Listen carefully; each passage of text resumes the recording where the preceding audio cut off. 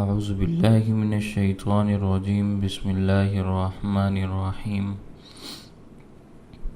وقل الحق من ربکم فمن شاء فلیؤمن ومن شاء فلیکفر انا اعتدنا للظالمین نارا احاط بهم سرادقها وَإِن يَسْتَغِيثُوا يُغَاثُوا بِمَاءٍ كَالْمُهْلِ يَشْوِي الْوُجُوهَ بِئْسَ الشَّرَابُ وَسَاءَتْ مُرْتَفَقًا إِنَّ الَّذِينَ آمَنُوا وَعَمِلُوا الصَّالِحَاتِ إِنَّا لَا نُضِيعُ أَجْرَ مَنْ أَحْسَنَ عَمَلًا أُولَئِكَ لَهُمْ جَنَّاتُ عَدْنٍ تَجْرِي مِنْ تَحْتِهِمُ الْأَنْهَارُ يُحَلَّوْنَ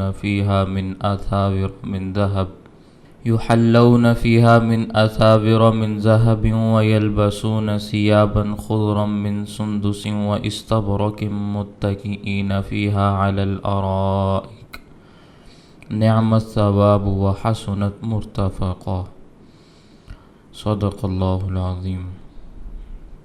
وقل الحق، آپ کہہ دیجئے حق ہے، من ربکم، تمہارے رب کی جانب سے، آپ فرما دیجئے کہ حق تمہارے رب کی جانب سے ہے۔ فمن شاء فلیؤمن، پھر جو شخص چاہے ایمان لے آئے، ومن شاء فلیکفر، اور جو شخص چاہے وہ کفر اختیار کر لے۔ انا اعتدنا، بے شک ہم نے تیار کیا ہوا ہے، للظالمین، ظالموں کے لیے، نارن، آگ کو، احاط بہم، گھیر لیں گے ان کو، سرادقھا، اس آگ کے پردے، کالمہل، جیسے تلچھٹ ہوا کرتا ہے، تلچھٹ سمجھتے ہیں، یشوی الوجوہ، وہ بھون ڈالے گا ان کے چہروں کو، یشوی الوجوہ، ان کے چہروں کو وہ بھون ڈالے گا، بئس الشراب، بہت برا ہے وہ پانی، وساءت مرتفقا، اور بہت برا ہے وہ آرام۔ ان الذین آمنوا، بے شک وہ لوگ جو ایمان لائے، وعملوا الصالحات، اور انہوں نے اچھے کام کیے، انا لا نضیع اجر من احسن عملا، انا لا نضیع، بے شک ہم ضائع نہیں کریں گے، اجر من، اس شخص کا، احسن عملا، جس نے اچھا کام کیا۔ اولئک، یہ وہ لوگ ہیں، لہم جنات عدن، ان کے لیے ہمیشہ کے لیے باغات ہیں، ہمیشہ کی جنتیں ہیں، تجری من تحتہم الانہار، ان کے نیچے نہریں بہہ رہی ہوں گی، یحلون فیہا، پہنائے جائیں گے ان باغوں میں، من اساور، کنگن، من ذہب، سونے کے، ویلبسون، اور پہنائے جائیں گے، ثیاباً، کپڑے، خضراً، سبز رنگ کے، من سندس، باریک ریشم کے، واستبرق، اور موٹے ریشم کے، متکئین فیہا، وہ ان باغات میں تکیے لگائے ہوئے ہوں گے، علی الارائک، آرام دہ کرسیوں پر، نعم الثواب، بہت ہی بہترین بدلہ ہے، وحسنت مرتفقا، اور کیا ہی خوب آرام ہے۔ یہ آیات کا ترجمہ ہے جو میں نے آپ کے سامنے ابھی تلاوت کی ہے۔ قریش مکہ کے کچھ سردار عیینہ بن حسن کی نمائندگی میں آپ صلی اللہ علیہ وسلم کی خدمت میں حاضر ہوئے۔ یہ عیینہ بڑے اثر رسوخ والا آدمی تھا، اور آج کی زبان میں ہم کہتے ہیں نا، منہ پھٹ آدمی تھا، باتونی آدمی تھا، باتیں زیادہ کرتا تھا، اور گفتگو بھی ایسے انداز میں کرتا تھا کہ خواہ مخواہ آدمی اس کی بات سننے پر مجبور بھی ہو جاتا تھا۔ بعضوں میں یہ صلاحیتیں ہوتی ہیں، قد و قامت کے اعتبار سے، شکل و صورت کے اعتبار سے، وضاقتہ کے اعتبار سے بھی اچھا تھا۔ اس نے یہ بات کہی، اے محمد، آج ہم سارے کام چھوڑ کر آپ کی گفتگو سننے کے لیے آئے ہیں کہ آپ کیا کہتے ہیں اور کیا تعلیم دیتے ہیں، کیا دعوت دیتے ہیں، ہم یہ سننے کے لیے آئے ہیں۔ لیکن ہماری شرط یہ ہے کہ آپ کی مجلس میں یہ جو غریب لوگ بیٹھے ہوئے ہیں ان کو یہاں سے اٹھا دیں۔ ان کمزوروں کے ساتھ بیٹھنا ہم پسند نہیں کرتے، ہمیں گوارا نہیں ہے۔ اس کے متعلق اللہ تعالیٰ نے فرمایا وَاصْبِرْ نَفْسَكَ مَعَ الَّذِينَ يَدْعُونَ رَبَّهُمْ بِالْغَدَاةِ وَالْعَشِيِّ۔ اے پیغمبر، آپ اپنے آپ کو انہی لوگوں کے ساتھ روکے رکھیں جو صبح کے وقت بھی اور شام کے وقت بھی اللہ کو پکارتے ہیں۔ انہی کے ساتھ رہنا ہے جو پہلے پہر بھی اللہ کو پکارتے ہیں اور پچھلے پہر بھی اللہ کو پکارتے ہیں۔ ان سے اپنی نگاہیں آپ نے ہٹانی نہیں ہیں۔ وَلَا تُطِعْ مَنْ أَغْفَلْنَا قَلْبَهُ عَنْ ذِكْرِنَا، اور ان لوگوں کی آپ نے اطاعت نہیں کرنی جن کے قلب کو ہم نے غافل کر دیا ہے اپنے ذکر سے اور انہوں نے خواہشات کی اتباع کر دی۔ یعنی کافروں کی بات مان کر ان لوگوں کو مجلس سے نہیں نکالنا، جن کی طرف اشارہ کر کے وہ کہہ رہے ہیں کہ ان کو یہاں سے اٹھا دیں۔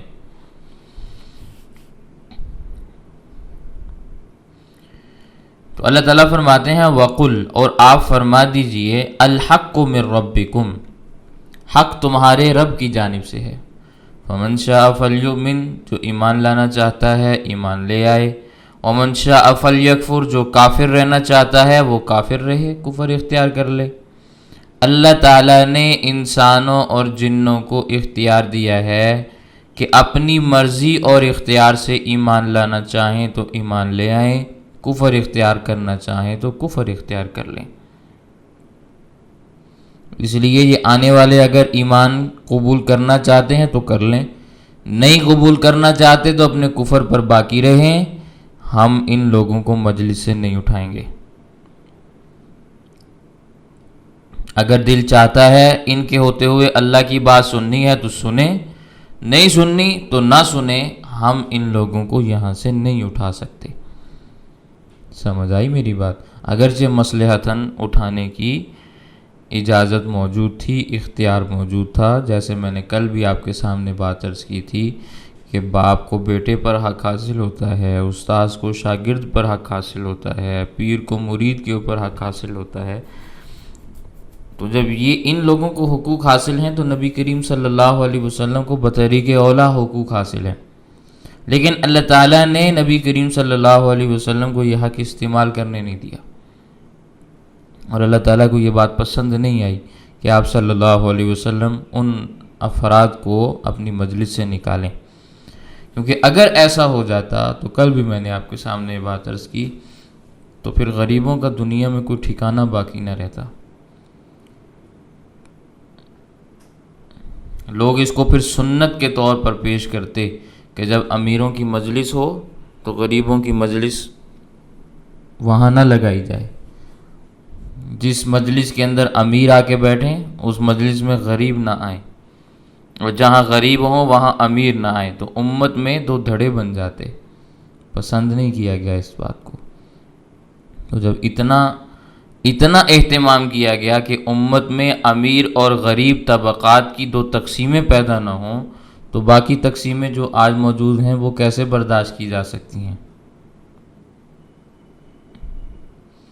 اگر اللہ کے نبی صلی اللہ علیہ وسلم اس وقت ان غریب افراد کو وہاں سے اٹھا دیتے تو آج جس طرح آپ کو مذاہب کی مساجد نظر آتی ہیں نا، وہ فلاں مذہب کی مسجد ہے، وہ فلاں مذہب کی ہے، وہ فلاں مسلک کی ہے، وہ فلاں کی ہے، تو پھر آپ کو یہ بھی نظر آتا کہ وہ غریبوں کی مسجد ہے اور یہ امیروں کی مسجد ہے، پھر آپ کو یہ بھی نظر آتا۔ امیروں کی مساجد الگ ہوتی ہیں، غریبوں کی مساجد الگ ہوتی ہیں۔ امیروں کی مساجد میں صرف امیر لوگ نماز کے لیے آتے، غریبوں کی مساجد میں صرف غریب لوگ نماز کے لیے آتے، کوئی امیر نماز پڑھنے کے لیے نہ آتا۔ لیکن اسلام نے اس تفریق کو مٹایا، انما المؤمنون اخوہ، سارے مومن بھائی بھائی ہیں۔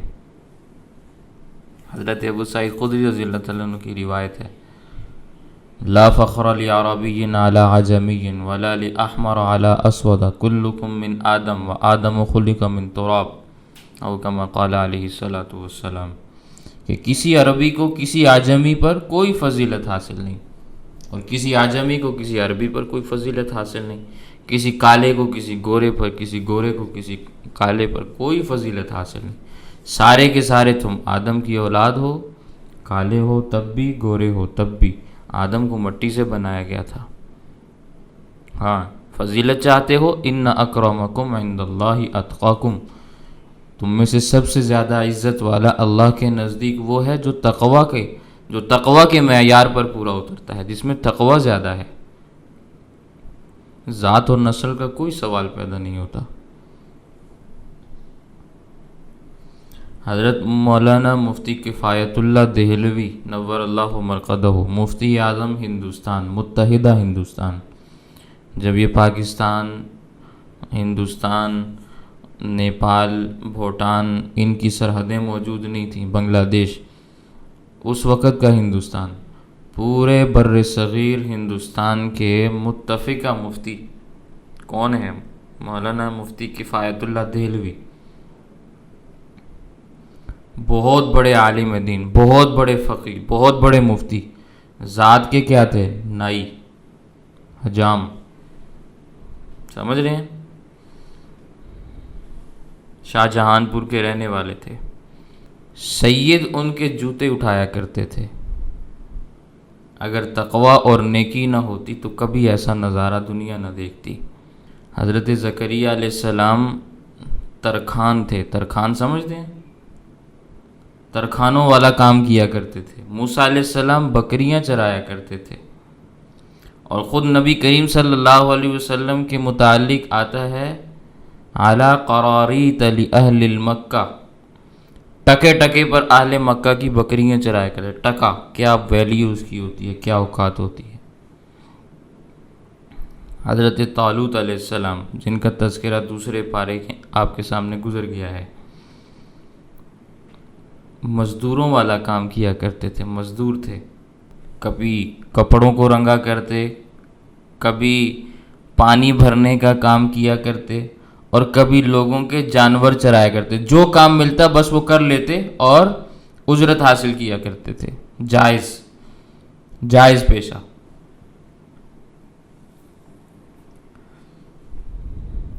لیکن اصل چیز کیا ہے؟ ایمان اور تقوی ہے۔ ایمان ہے، اخلاص ہے، عمل صالح ہے، اتباع سنت ہے، یہ چیزیں میٹر کرتی ہیں۔ تو فرمایا آپ ان سے کہہ دیں حق تمہارے رب کی طرف سے ہے، جس کا جی چاہے اپنی مرضی سے ایمان لائے، اور جس کا جی چاہے اپنی مرضی سے کفر اختیار کر لے۔ نہ ایمان لانے میں کوئی مجبور ہے، نہ کفر کرنے میں کوئی مجبور ہے، نہ کسی کو ہم نیکی پر مجبور کرتے ہیں، نہ بدی کے اوپر ہم نے کسی کو مجبور کیا ہے۔ اللہ نے اختیار دیا، جو کرنا ہے اپنی مرضی سے کرنا ہے۔ انا اعتدنا للظالمین نارا، ہاں یہ بات ذہن میں رکھنا، ہم نے ظالموں کے لیے ایسی آگ تیار کی ہے جو دنیا کی آگ سے 70 گنا زیادہ تیز ہے، اور دنیا کی آگ میں لوہے تک ہر چیز پگھل جاتی ہے۔ اگر مارنا مقصود ہو تو اس آگ کا ایک شعلہ بھی مارنے کے لیے کافی ہوتا ہے، لیکن وہاں تو لا یموت فیہا ولا یحیا، نہ کوئی مرے گا نہ کوئی جیے گا۔ یہ اس آگ کی خاصیت ہے کہ نہ وہ مرنے دے گی نہ وہ جینے دے گی۔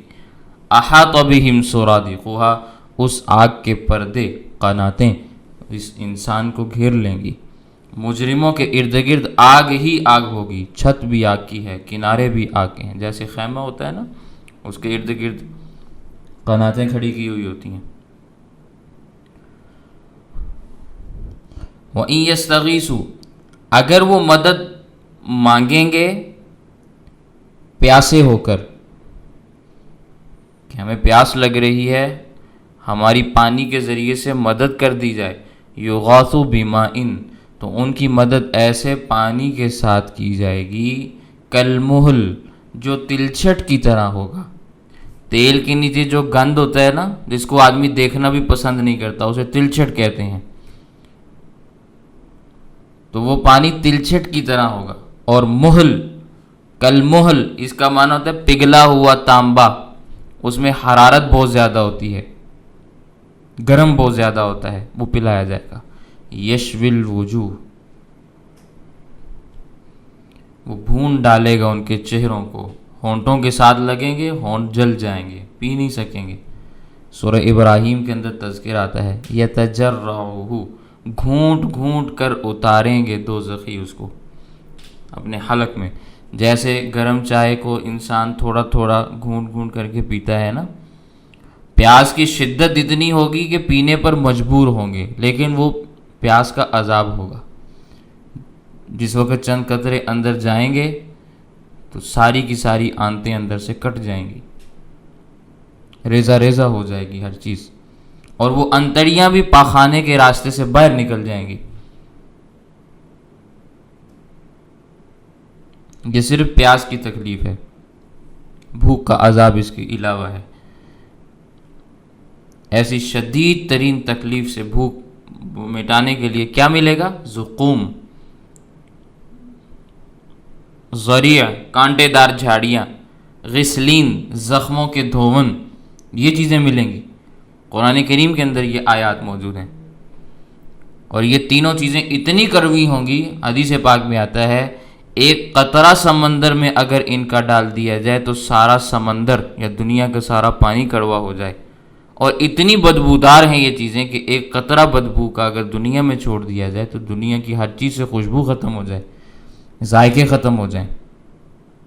یہ دوزخیوں کو ملے گا۔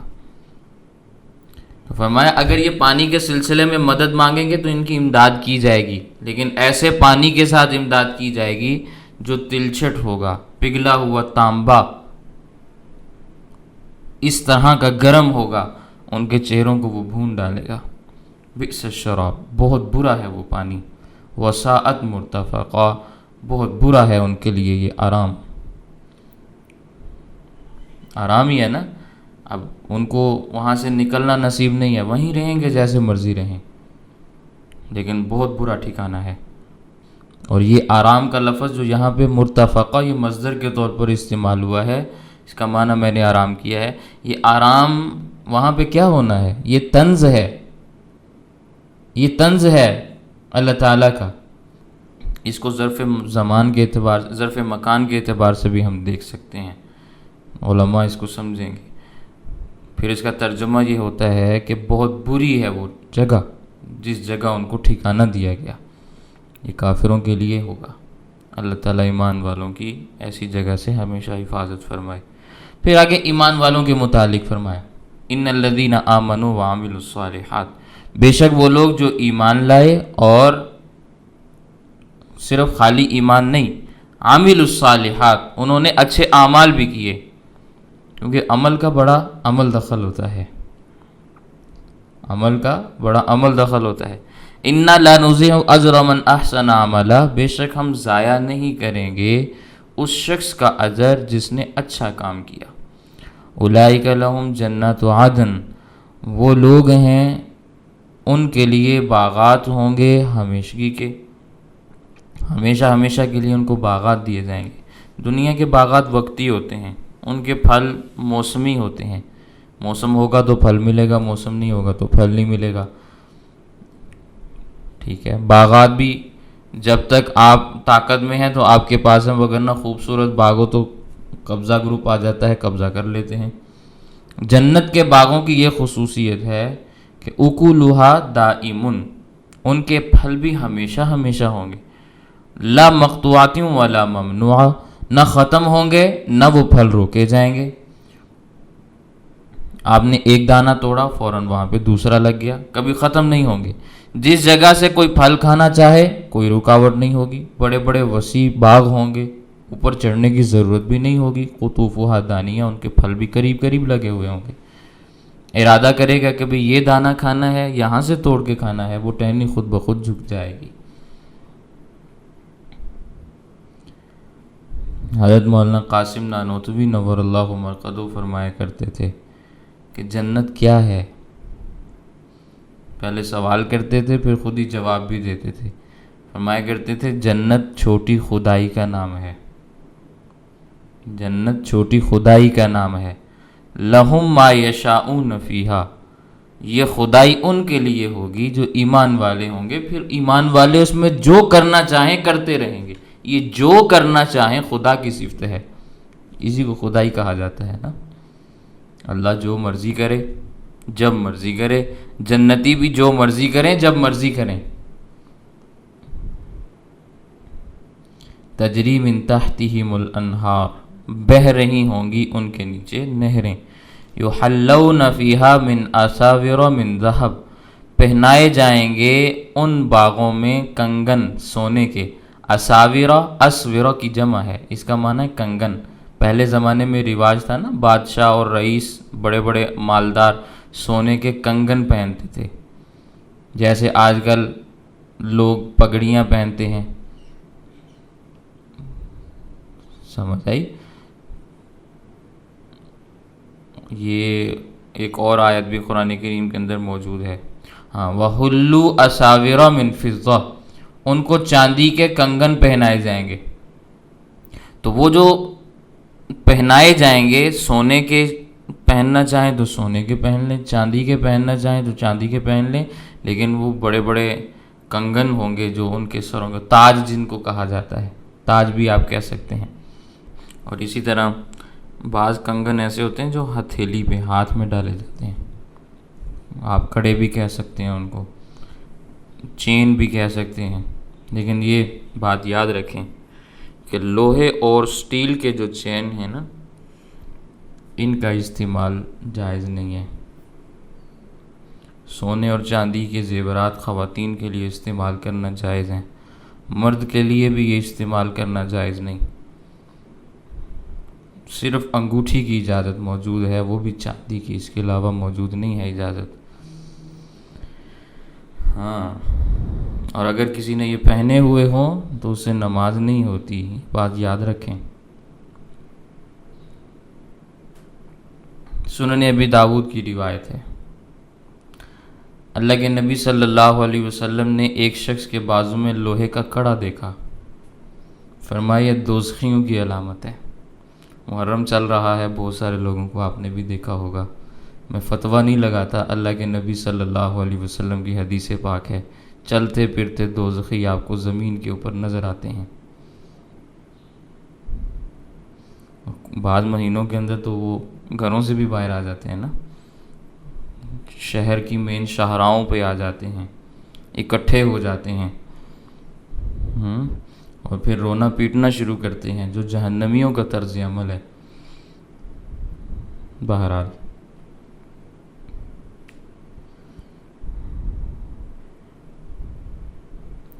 وَيَلْبَسُونَ ثِيَابًا خُضْرًا مِّن سُنْدُسٍ، پہنیں گے کپڑے سبز رنگ کے باریک ریشم کے، وَإِسْتَبْرَقٍ اور موٹے ریشم کے. سرزمین عرب میں 2-3 چیزوں کی بڑی قدر شمار کی جاتی تھی، بڑی قدر و قیمت ان کی سمجھی جاتی تھی. ایک پانی کی، چونکہ پانی کی وہاں قلت تھی. ایسے واقعات بھی آپ کو کتابوں میں ملیں گے کہ 24 گھنٹوں کا سفر کر کے لوگ پانی لاتے تھے، یا پھر جہاں پانی کا تھوڑا سا ذخیرہ دیکھتے وہاں ڈیرے لگا لیتے جا کے. حدیث پاک کے اندر آتا ہے کہ نبی کریم صلی اللہ علیہ وسلم ایک جہاد کے سفر میں تھے. آپ صلی اللہ علیہ وسلم کے ساتھ آپ کے رضاعی بھائی تھے حضرت عثمان ابن مظعون. یہ عثمان بن عفان الگ ہیں جو تیسرے خلیفہ ہیں، یہ عثمان ابن مظعون ہیں رضی اللہ تعالیٰ عنہ. وہ ساتھ تھے. ایک جگہ دیکھی پانی ہے، بڑے درخت ہیں، سبزہ ہے. دل بڑا خوش ہوا کیونکہ خشک علاقہ تھا، سبزہ دیکھ کر بہت خوش ہوئے. خیال آیا کہ بیوی بچوں کو چھوڑ کر میں یہیں پہ ڈیرا لگا لیتا ہوں. تو نبی کریم صلی اللہ علیہ وسلم سے پوچھا حضرت بڑی عمدہ جگہ ہے، میرا دل چاہ رہا ہے میں یہاں ٹھہر جاؤں. تو نبی کریم صلی اللہ علیہ وسلم نے فرمایا نہا عن التبتل، تبتل سے منع فرمایا. یعنی شریعت اس زندگی کو پسند نہیں کرتی کہ بیوی بچوں کو چھوڑ دو، بہن بھائیوں کو چھوڑ دو، عزیز رشتہ داروں کو چھوڑ دو، الگ تھلگ ہو کر اپنی زندگی کو آسان بنانے کے لیے آسانی کے ساتھ آپ زندگی گزار لو. اس کو تبتل کہا گیا اور تبتل کو ناپسند فرمایا گیا، منع فرمایا اللہ کے نبی صلی اللہ علیہ وسلم. زندگی تو وہ ہے جس میں دوسروں کی انسان خدمت کرے، ماں باپ کی خدمت کرے، بیوی بچوں کی خدمت کرے، مہمان آئے تو ان کی خدمت کرے، آنے جانے والوں کی خدمت کرے۔ یہ جو خدمت ہے نا، یہ نفلی نمازوں سے، نفلی روزوں سے زیادہ اجر اور ثواب رکھتی ہے۔ یہ جو عورتیں گھروں کے اندر ہوتی ہیں، جن کا عقیدہ درست ہوتا ہے، نماز روزے کی پابند ہوتی ہیں، یہ جو گھروں میں خدمت کرتی ہیں نا، بچوں کا پیشاب پاخانہ صاف کرنا، روٹی ہنڈیا بنانا، گھر میں جھاڑو پھیرنا، اس کا اجر اور ثواب نفلی عبادات سے زیادہ ہے۔ یہ نفلی عبادات سے بڑھ کر عبادتیں ہیں، یہ سمجھنا چاہیے ہمیں۔ تو فرمایا وہ کپڑے پہنیں گے سبز رنگ کے، باریک ریشم کے بھی اور موٹے ریشم کے بھی، متکئین فیہا علی الارائک، ارائک اریکتن کی جمع ہے، اور اریکہ کا معنی ہوتا ہے آرام دہ کرسی، ادھر ادھر پھرنے والی۔ آج کل چل رہی ہیں نا، آپ کو پتہ ہوگا مارکیٹ کے اندر کرسیاں گھروں میں بھی پڑی ہوتی ہیں، گھومتی بھی ہیں اور چلتی پھرتی بھی ہیں اور آرام بھی بڑا دیتی ہیں۔ ان پر وہ بیٹھے ہوئے ہوں گے، تکیے لگائے ہوئے ہوں گے آرام دہ کرسیوں پر۔ نعم الثواب، بہت ہی اچھا بدلہ ہے، وحسنت مرتفقا، اور کیا ہی خوبصورت آرام ہے۔ اللہ تعالیٰ تمام مسلمانوں کو، مومنین کو، مومنات کو، مسلمین کو، مسلمات کو یہ بدلہ اور یہ انعام اور یہ ٹھکانہ اور یہ آرام نصیب فرمائے۔ جنتیوں والے کام کرنے کی اللہ تعالیٰ ہمیں توفیق عنایت فرمائے، دوزخیوں والے اعمال سے اللہ تعالیٰ ہم سب کی حفاظت فرمائے۔ تو یہ چند ایک آیات تھیں جو میں نے آپ کے سامنے عرض کی ہیں۔ اللہ تعالیٰ ہمیں قرآن کریم کی تفسیر کو صحیح انداز میں سمجھنے کی توفیق عطا فرمائے۔